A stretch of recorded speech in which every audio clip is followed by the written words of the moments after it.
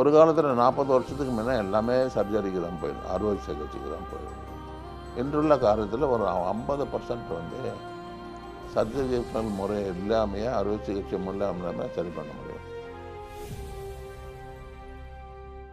யாருக்கு அதிகமாக heart attack அது மாதிரியான ஸ்ட்ரோக் அதெல்லாம் வருதுன்னா, ஃபில்டர் சிகரெட் பிடிக்கிறதுனால ஒரு பயனும் கிடையாது. ஃபில்டர் சிகரெட் பிடிக்கிறதுனால பக்கத்தில் இருக்கிறவங்களுக்கு தகராறு.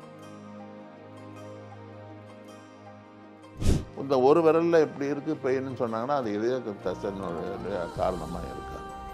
இப்படி வலிக்குதுன்னு சொல்லுவாங்க. ஒரு 12 hour வரைக்கும் சில டைமில் ஒர்க் பண்ண வேண்டியது. அப்போ இங்கே இருக்க கழுத்து எலும்பு தேஞ்சு அதனாலேயும் வலி வரலாம். பிறவியிலேயே வியாதி இருக்கிறவங்களுக்கு அது மாதிரி ஏற்படும். Every 7th man is a diabetic. ஆஃபீஸில் கூட சில பேர் பார்த்தீங்கன்னா ஒரு இடமா நிற்க மாட்டேன், இங்கே ஓடி அங்கே ஓடி, சின்ன மேலேயே ஒரு காமாக பண்ணுறது கூட இல்லை. சூரியன் எஃப்எம் நேயர்களுக்கு வணக்கம். எப்போவுமே பார்த்தீங்கன்னா ஒவ்வொரு எபிசோடும் ஒரு ஸ்பெஷலில் போவோம். Doctor Thanikachalam Sadagopan, senior consultant cardiologist. வணக்கம் வணக்கம் வணக்கம். இன்னியோட life style issue sir, cigarettes, அதுக்கப்புறம் டொபாக்கோ, அதுக்கப்புறம் மற்ற ட்ரிங்க்ஸ்லாம் இருக்குல்ல சார், எப்படி விஞ்ஞானம் வளர்ந்துருக்கோ அதே மாதிரி அழிவுகளும் வளர்ந்துருக்கு. இதுலேருந்து யங்ஸ்டர்ஸ் எப்படி அவங்க லைஃப்பை சேவ் பண்ண போகிறாங்க? இல்லை, அந்த காலத்துக்கு இந்த காலத்துக்கும் பார்த்தீங்கன்னா, அந்த காலத்தில் வந்து வாகனங்கள் கிடையாது. பள்ளிக்கு போகிற குழந்தைங்க கூட 6 கிலோமீட்டர் 5 கிலோமீட்டர் நடந்து தான் போகணும். வேலை செய்கிற கூட நடந்து தான் போகணும். இன்று வந்து நடக்க வேண்டிய அவசியமே இல்லை. அது ஒரு குறை. இரண்டாவது வந்து அந்த காலத்தில் வந்து இப்போ தான் சாப்பிட்ணுன்னு நினைப்பாங்க. இப்போ வந்து எப்போ வேணால் சாப்பிட்லாம். வீட்டிலேருந்து அப்போ தான் வீட்டிலேருந்து கிளம்பி இருப்பார், காலையில் பிரேக்ஃபாஸ்ட் முடிச்சுட்டு போயிருப்பார். ஃப்ரெண்ட்ஸு கூப்பிட்டாங்கன்னா சடனாக போயிட்டு ஒரு இடத்துல ஒரு ஐஸ்கிரீம் சாப்பிட்றது, ஒரு ஃபாஸ்ட் ஃபுட்டில் போடணும் சாப்பிட்றது. ஸோ உணவு முறை மாறுது. ரெண்டாவது மாவு சத்து அதிகமாக இருக்குது. அதன் முதல் மாவு சத்து, உடல் பருமன் அதிகமாக இருந்ததுனால உங்களுக்கு வந்து நீரிழிவுவாதி வருது. யாருக்கு அதிகமாக ஹார்ட் அட்டாக்கு அது மாதிரியான ஸ்ட்ரோக் அதெல்லாம் வருதுன்னா, இந்த நீரிழிவு இருக்கிறவங்களுக்கும் ஸ்மோக்கிங் இருக்கிறவங்களுக்கும், அதிகமாக கொலஸ்ட்ரால் இருக்கிறவங்களுக்கும், அதிக பருமன் இருக்கிறவங்களுக்கு தான் இந்த வியாதிகள் வருது. இது ஒரு வாழ்க்கை முறை மாறுதல். இப்போ வந்து யங்ஸ்டர்ஸ்கிட்ட ஒன்று பார்த்துருக்கிறேன். அது இப்போ வந்து அரசு துறையிலையும் மற்ற இப்போ தனியார் துறையினுடைய ஊக்கத்தினால அதிகமாக இந்த ஸ்மோக்கிங்னால் வர இப்போ கெடுதல்களை பற்றி எடுத்து மீடியாவிலையும் ப்ரெஸ்லையும் சொல்கிறதுனால இப்போ கொஞ்சம் குறைஞ்சிருக்கு. யங்ஸ்டர்ஸுக்கிட்ட ஸ்மோக்கிங் பண்ணுறது கொஞ்சம் குறைஞ்சிருக்கு. பட் முழுமையாக நீங்கணும்னு அதனால் வந்து வாழ்க்கை முறை மாறும். அது முக்கால்வாசி பேர் நீங்கள் கேட்டிங்கன்னா முதல்ல விளையாட்டாக தான் இந்த ஸ்மோக்கிங் ஹேபிட் ஆரம்பமாகுது. அதுக்கப்புறம் அதுக்கு அடிமையாகிடுறாங்க. நீங்கள் ஸ்மோக் பண்ணும்போது அதிலேருந்து ஒரு அமிலம் சுரக்குது. அது பேர் நிக்கோட்டின் பேசுது. இந்த நிக்கோட்டின் வந்தால் பிளட்டில் கலந்து பிரெயினை போய் ஸ்டிமுலேட் பண்ணுது. ஸோ டல்லாக இருக்கிறபோது ஒருத்தர் வந்து அந்த சிகரெட்டை பிடிச்சா ஃபீல்ஸ் பெட்டர். அது எந்த மாதிரின்னா போக போக பார்த்தா இந்த அளவு அந்த நிக்கோட்டின் பிளட்டில் போனால் தான் அது வரும்ன்ற போது அவர் பிடிக்கிற நம்பர் ஆஃப் சிகரெட்டு அதிகமாகும். சில பேர் சொன்னால் நான் வந்து ஃபில்டர் சிகரெட்டை தானே பிடிக்கிறேன் அப்படின்னு சொல்லுவாங்க. ஃபில்டர் சிகரெட்டு பிடிக்கிறதுனால ஒரு பயனும் கிடையாது. ஃபில்டர் சிகரெட் பிடிக்கிறதுனால பக்கத்தில் இருக்கிறவங்களுக்கு தகராறு. ரெண்டாவது, அவருக்கு வேண்டுன்ற நிக்கோட்டின் அளவு வரலன்னா அவர் சாட்டிஸ்ஃபை ஆக மாட்டார். ஸோ அதனால் ஒரு சிகரெட்டு 2 சிகரெட் பிடிச்சவர் 3-4 சிகரெட் பிடிக்க வேண்டிய தருணம் வரும். அதனால் இப்போ அறவே நம்ம ஒன்று ஒழிக்கிறோன்னா ஃப்யூச்சரில் வந்து அந்த சிகரெட்னால பல பேருக்கு இந்த நோய் வர்றதுக்கு காரணமாக இருக்காது. இது மாதிரி அகால மரணம் அடைய வேண்டியதில் ஏற்படாது. கையில் ஒரு சின்ன பெயின் இருக்கும், கொஞ்ச நாள் கழிச்சு ஷோல்டரில் ஒரு பெயின் இருக்கும், பேக்கில் பெயின் இருக்கும். அவங்க என்ன நினைப்பாங்க, தைலம் தைச்சிக்கலாம், இது பண்ணலாம். மிடில் கிளாஸோட பயமே என்னென்னா, ஹாஸ்பிட்டல் எங்கே போனால் நம்மளால் முடியாது. கவர்மெண்ட் ஹாஸ்பிட்டல் போனாலுமே டேக்கன் கேர் எல்லா திங்ஸும் இருக்குது. பட் மிடில் கிளாஸோட மைண்ட் செட்டில் இந்த ஹார்ட் அட்டாக் அப்படின்றது எந்த லெவல் பாதிச்சிருக்கு? இல்லை, அது வந்து என்ன பண்ணணும்னா, ஐ திங்க் ஒரு பப்ளிக் எஜுகேஷன் தான் நம்ம பண்ணணும். ஒரு ஷோல்டரில் பெயின் இருக்குது, ஒரு ஹேண்டில் பெயின் இருக்குன்னா அதனால் அவங்க பதட்டப்படுறாங்களான்னு முதல்ல பார்க்கணும்.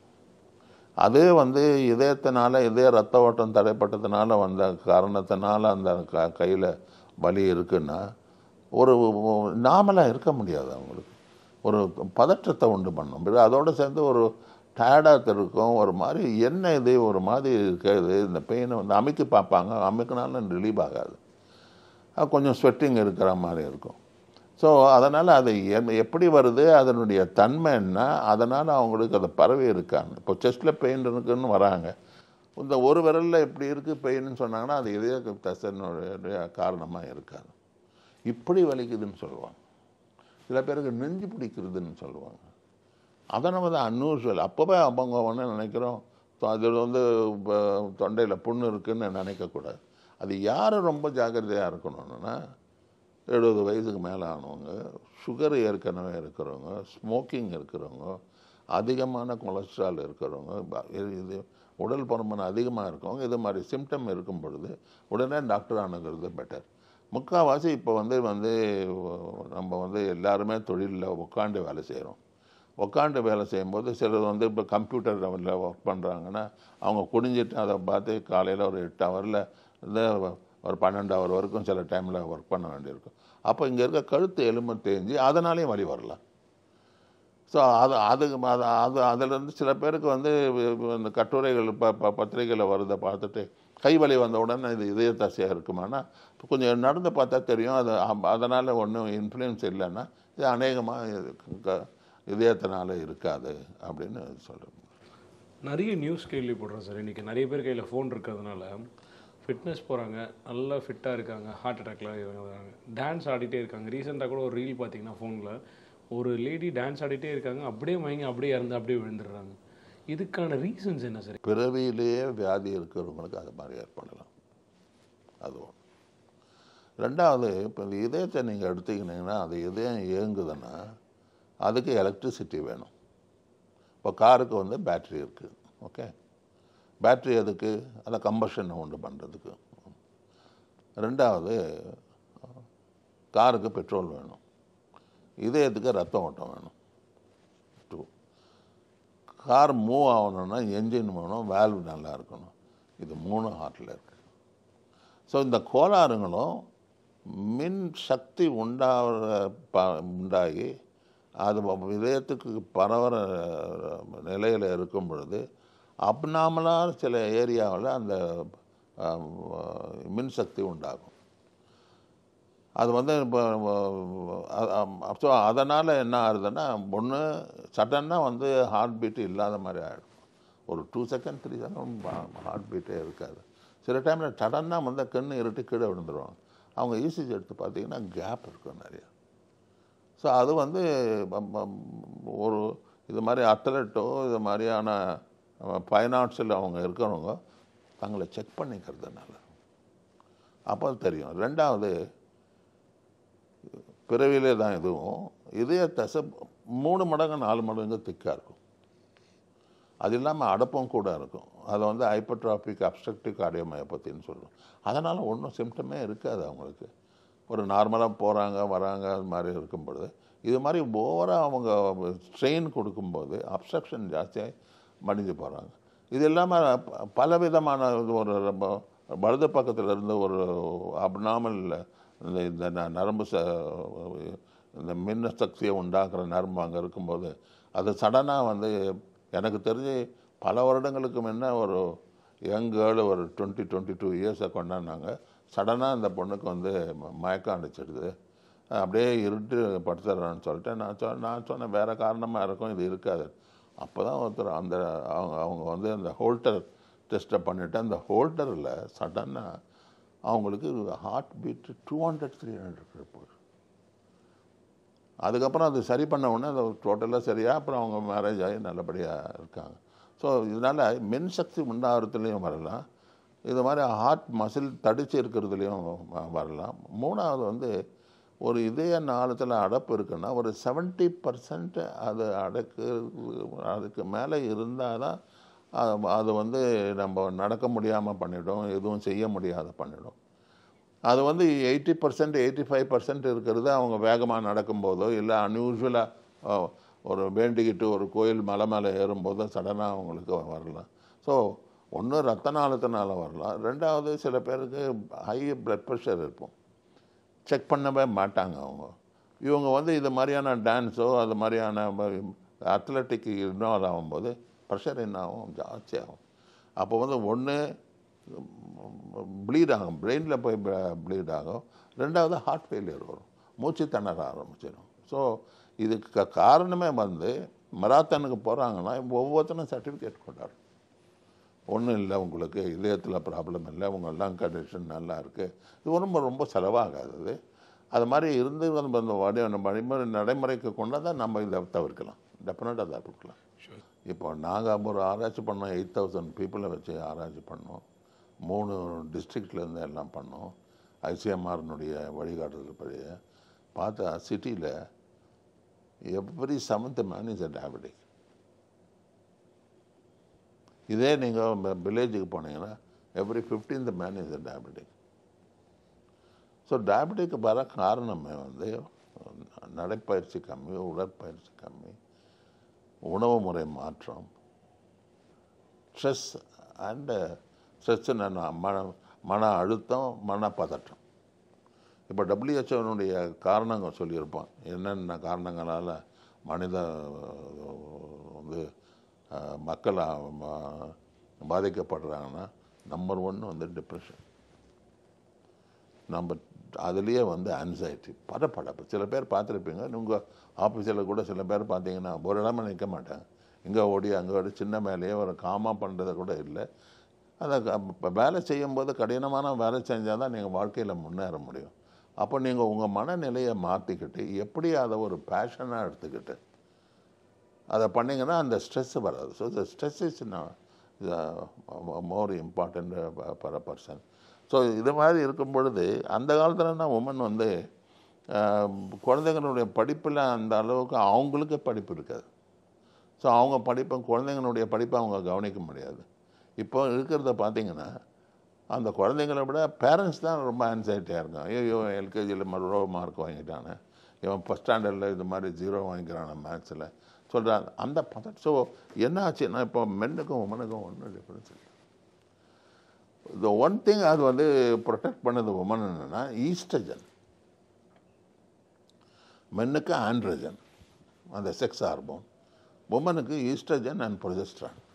இந்த ஈஸ்ட்ரஜன் அவங்க உடம்பில் 40-45 வயசு வரைக்கும் அவங்களுக்கு அந்த மென்சஸ் இருக்கிற மென்சஸ் முடிஞ்சிடுதுன்னு வச்சுங்க, ஆணுக்கும் பெண்ணுக்கும் வித்தியாசம் கிடையாது. ஹார்ட் அட்டாக் வரதுலையோ மற்றதுலையோ. பட் இந்த உமனுக்கும் ஹைப்பர் டென்ஷன் வருதுன்னு நாங்கள் பார்த்துருக்கோம். நிறைய உமனுக்கு டயபெட்டிஸ்னால பாதிக்கப்படுறாங்க. அது இல்லாமல் இப்போ இந்த லாஸ்ட் ஒரு 2 டிகேடாக என்ன சொல்கிறாங்கன்னா ப்ரெக்னென்சியில் இப்போ diabetes, what is call gestation diabetes. இப்போ சொல்கிறாங்க அந்த சின்ன குழந்தைங்களுக்கு வருது, ஜுவனைல் டயபெட்டிஸ் இன்க்ரீஸ் ஆகிட்டு இருக்கு. அப்போ தான் யாரோ என்ன கேட்டாங்கன்னா சொன்னேன், அம்மா ஸ்ட்ரெஸ்ஸாக இருக்கும்போது ப்ரெக்னெண்ட்டாக இருக்கும், அந்த குழந்தைங்க அந்த ஸ்ட்ரெஸ்ஸு மாறுது போடுது, அதனால் அது டயபெட்டிக் பிறக்குதுன்னு. ஸோ வாழ்க்கை முறையை மாற மாற இயற்கைக்கு எதிர்க்க போகிறோம் இல்லையா. அது most important is pollution. Say the pollution. என் சன் வந்து யூஎஸில் இருக்கார். அவர் ஒரு ஸ்டடி பண்ணும்போது நகர்ப்புறத்துலேருந்து தள்ளி தள்ளி தள்ளி தள்ளி வில்லேஜ் பக்கம் போகும்போது ஹைப்பர் டென்ஷன் கம்மியாக இருக்குது. க்ரீனரி இருக்கிற இடத்துல ஹைப்பர் டென்ஷன் இல்லை. க்ரீனரி இல்லாமல் வெறும் கான்க்ரீட் ஜங்கல் மாதிரி இருக்குங்க வச்சுக்கோங்க, ஹைப்பர் டென்ஷன் ஜாஸ்தியாக இருக்குது. So we have to take pollution also as one of the reason. அந்த திங் முடிஞ்ச வரைக்கும் தனி மனிதன் வந்து அந்த பொல்யூஷனுக்கு ஒரு காரணமாக இருக்கக்கூடாது. என்னென்னா போக்கின்னு இருக்கும்போது அடித்தாங்கன்னா எல்லாத்தையும் ரப்பர்லேருந்து போட்டு அடித்து அந்த மாதிரி இதெல்லாம் வரும். தீபாவளி அது மாதிரி வந்தோன்னா பட்டாசு வெடித்தா அந்த பொல்யூஷன் வருது. அது இல்லாமல் உங்களுக்கு வந்து மற்ற காரணங்களாலும் பொல்யூஷன் வருது. இண்டஸ்ட்ரி இருந்து பல அரசுகள் அதுக்காக முயற்சி எல்லாமே பண்ணுறாங்க. அது தண்ணியிலும் கலந்து போயிடுது. அது இல்லாமல் அது வெளியில் வர அந்த புகையினால் அதை அட்மாஸ்பியர் வந்து பொல்யூட் ஆகிடுது. ஸோ அதுவும் நம்ம ஒரு காரணமாக வச்சுக்கணும். எல்லா துறையிலையும் இப்போது ஒரு பீக் பார்த்தீங்கன்னா இன்ஜினியரிங்கில் நிறைய பேர் சேருவாங்க, ஐடியில் நிறைய பேர் சேருவாங்க. இந்த டாக்டரோட ப்ரொஃபஷனை பொறுத்த வரைக்கும் அன்னிலேருந்து இன்னைக்கு வரைக்கும் இருக்கிற இன்க்ரீஸ் ரேட் எப்படி சார் இருக்குது? அது அடிக்குவேட்டாக இருக்குது. அண்டு இப்போ பார்த்தீங்கன்னா தமிழ்நாட்டில் இன்னும் கொஞ்சம் நாளில் எல்லா டிஸ்ட்ரிக்ட்லேயும் வந்துடும். ரெண்டாவது வந்து சதர்ன் சைடில் டெவலப் ஆன மாதிரி ஒரு மருத்துவத்துறை பிரமாதம். என்னென்னா வந்து தமிழ்நாடை விட்டு இல்லைன்னா விட்டு வெளியே போனவங்க தான் ஜாஸ்தி மருத்துவத்திற்காக. நான் லண்டனுக்கு போயிட்டு வரேன், நான் அமெரிக்காவுக்கு போயிட்டு வரேன், அது ஒன்று. இப்போது எல்லாம் தமிழ்நாட்டுக்கு வந்தேன். இன்று இருக்கும் முறையில் வந்து நம்பர் 1 மருத்துவத்துறையும் சரிங்க. இப்போ almost every district, I never imagine வெள்ளூரில் கூட ஒரு சிஎம்சி இருந்தாலும் கூடவே நம்ம அரசு துறை இப்போ ஆல்மோஸ்ட் எல்லாம் உங்களுக்கு தெரியும், எல்லா டிஸ்ட்ரிக்ட்லேயும் இருக்குது. டோட்டலாக நம்பர் ஆஃப் மெடிக்கல் டாக்டர்ஸ் வெளியில் வர்றதும் ஜாஸ்தியாக இருக்குது. இப்போ அந்த டாக்டர் ஆகணும்னா இப்போ வந்து மகா பிரயோஜனம் பண்ணுறோம். தரம் வாய்ந்தவங்க தான் வராங்க. இப்போ என் மார்க்கு வந்து 96, 97 பல விதமான எக்ஸாம்ஸ் எல்லாம் கடந்து அதிலிருந்து தான் வராங்க. ஒரு எம்பிபிஎஸ் படித்த பத்தாது, மேலே படிக்கணும், எம்டி படிக்கணும், எம்எஸ் படிக்கணும். அது மாத்திரம் இல்லை, கார்டியாலஜிஸ்ட் ஆகணும், நியூராலஜிஸ்ட் ஆகணும், கார்டியக் சர்ஜன் ஆகணும், நியூரோ சர்ஜன் ஆகணும். அது வாழ்க்கையில் வந்து 1/3 அதில் போயிடுது. அதுக்கு காரணம் வந்து அது மாதிரி இருக்கும் பொழுது தான் நமக்கு தரமான மருத்துவம் கிடைக்கிறது. படிப்படியாக அவங்களுடைய நாலேஜ் போடுறது. அதனால் நான் வந்து வளர்ச்சி இல்லைன்னு சொல்ல மாட்டேன். இப்போ ரீசெண்டாக நான் படித்த போது சென்ட்ரல் கவர்மெண்ட்டு சொல்லியிருக்காங்க, இன்னும் கொஞ்சம் 75,000 மெடிக்கல் சீட்டு இன்க்ரீஸ் பண்ண போகிறாங்க. அப்படி இருந்தாலும் நீங்கள் வந்து இப்போ சிட்டியிலேருந்து இப்படி சிட்டியை சுற்றி இருக்கிற செமி அர்பன் ஏரியா அந்த ரூரல் ஏரியா போகும்போது அதனுடைய அடர்த்தி கம்மியாகும். Thanks a lot sir. இவ்வளோ டைம் வந்து பொறுமையாக சொல்லி எங்களுக்காக சில விஷயங்கள் இவ்வளோ விஷயத்த ஷேர் பண்ணதுக்காக ரொம்ப தேங்க்ஸ் சார். கண்டிப்பாக இது மக்களுக்கு ஒரு பயனுள்ள விஷயமா அமையும். அவங்க பார்க்குற எல்லாருமே நிறைய விஷயங்கள் அவங்களுக்கு தெரிஞ்சாலும் இது மூலயமா இன்னொரு விஷயத்தை அவங்க எடுத்துப்பாங்கன்றது நம்புகிறோம். எங்களுடைய கடமையும் கூட. நான் படித்ததுக்கு முழுமையான பயன் என்னென்னா நம்ம எடுத்து சொல்லணும் மக்களுக்கு. அதுன்றது எனக்கு ஒரு மகிழ்ச்சி தான். அதில் ரொம்ப thanks sir. Thanks a lot sir இந்த டைமுக்கு.